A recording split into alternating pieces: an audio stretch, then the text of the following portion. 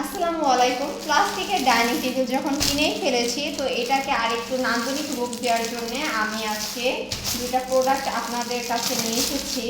তো এটা হচ্ছে ডাইনিং টেবিলের উপরে পাওয়ার জন্য একটা টেবিল ক্লথ নিয়েছি।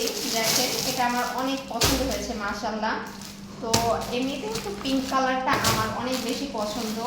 তো সেক্ষেত্রে হচ্ছে আপনার দেখেন, এই যে পিঙ্কের গোল্ডেনের সাথে পিঙ্কের কম্বিনেশনটা এখানে বেশ সুন্দর লাগতেছে।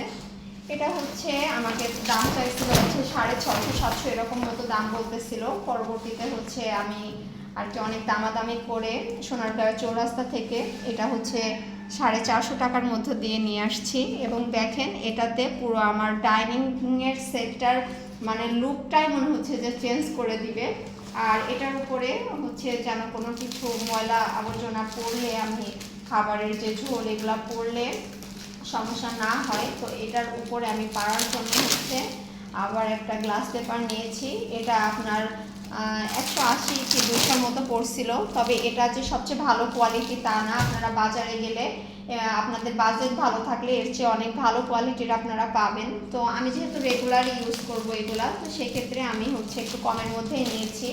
তো এটা মোটামুটি আপনারা 450 থেকে 500 টাকা বাজেট থাকলে আপনাদের প্লাস্টিকের ডাইনিং টেবিল হোক বা যে কোনো ডাইনিং টেবিলটাকে অনেক বেশি ক্লাসি রূপ দিবে।